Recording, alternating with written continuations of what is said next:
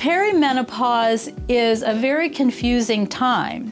Periods could happen irregularly, and because every woman is different, we don't have the same need for solutions.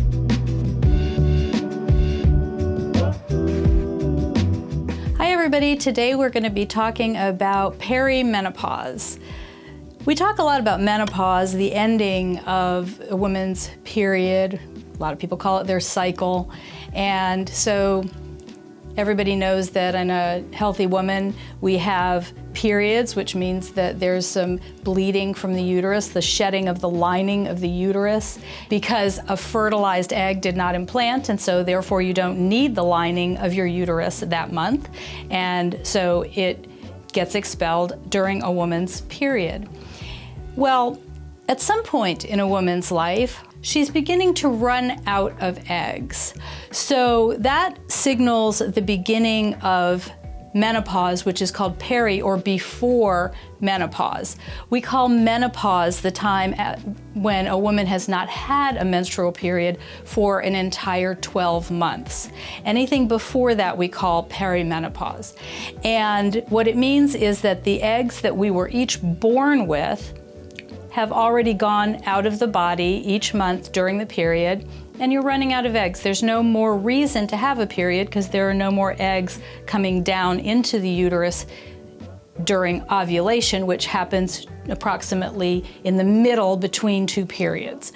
So when we run out of them, we don't need that process anymore, and the body is smart enough to affect the hormones in a way that that process doesn't need to occur anymore. The hormonal system, of course, is the chemical system of the body that gives messages and tells the eggs in this example when to come down into the uterus and when the body should shed the lining. So what happens is as those hormones change, estrogen, progesterone are the main ones that women have. As those hormones change, and there are other ones, there's luteinizing hormone, FSH, there are a lot of different ones, follicle stimulating hormone, all of these hormones come together in this beautiful dance. And when the balance changes, we can start feeling symptoms. And women are different in terms of how they feel the symptoms, if they feel symptoms. Some women sail through it with no trouble, they stop menstruating, and then they feel fine.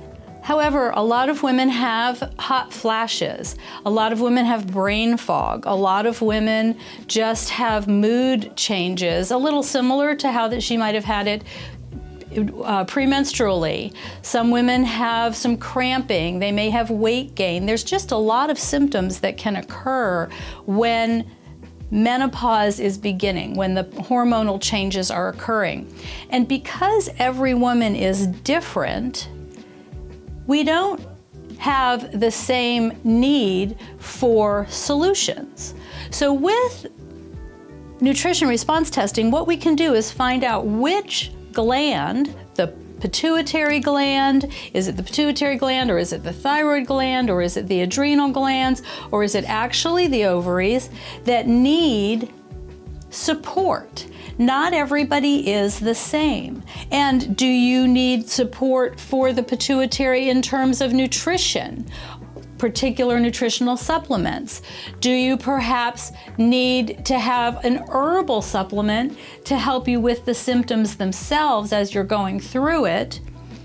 Or even what part of these organs are tired? The adrenals often get tired. We don't think of these organs. We usually think in terms of maybe the pituitary and the ovaries in particular, because the ovaries, yes, are the ones that are slowing down. Perimenopause is a very confusing time. Periods could happen irregularly. If you still have some eggs in one ovary and you don't have any in the other one, you may get a period every other month because you're dropping an egg from this one but not from that one. You may get a period every 2 weeks for a while and then not for a while. The body is behaving in very confusing ways. Some women even think they're pregnant. They take pregnancy tests because they haven't had a period.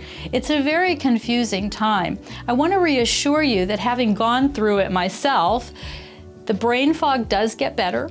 It doesn't seem like it will, and it does help to get professional help with these kinds of things. Sometimes you might be tempted to go for artificial hormones.